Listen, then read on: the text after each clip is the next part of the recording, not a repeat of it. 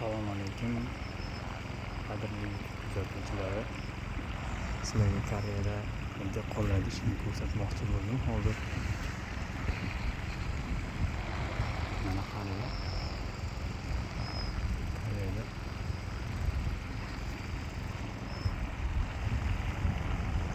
огородlar чеснок bilan o'sha piyoz, chesnok shunaqa katta polalarga ekiladi.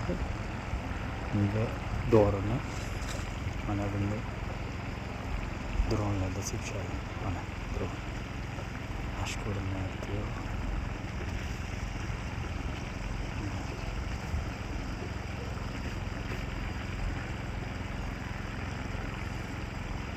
Mana bu boshqaryapti.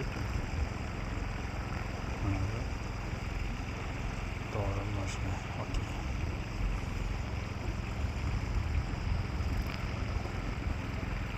Sepishni boshladi. Mana qarang.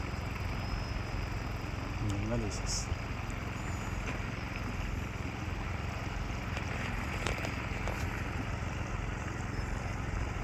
Dronda qishloq xo'jaligida ham foydalanishadi.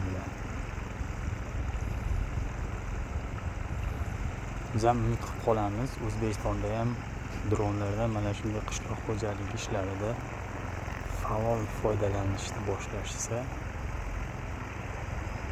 yaxshi bo'ladi. Qo'l kuchi, qo'l mehnati dan ko'ra mana shu yaxshiroq, ham arzonroq bo'ladi.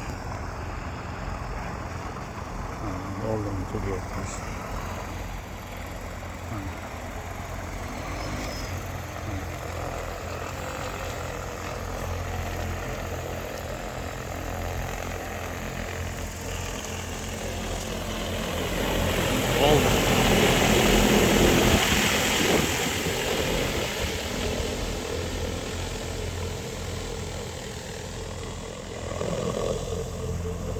Mana bu mana mashina. Mashinani o'zi yuribdi. Mashallah. Men ham mana bu yonidagi yerda, qo'shni yerda kalliga qilyapman. Buni Koreyadagilar yaxshi biladi.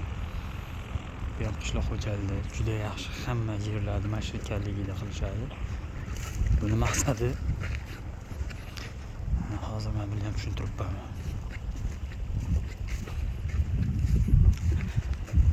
Mana yerda turib oldi.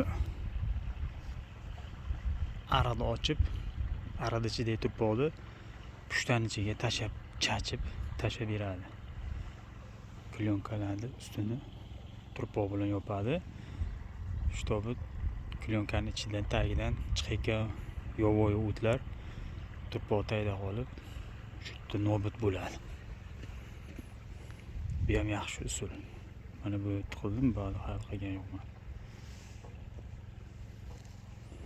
Nima deysizlar, O'zbekistonga shunaqa apparatlardan olib borsak, qishloq xo'jaligida foydalansak bo'ladimi-ki?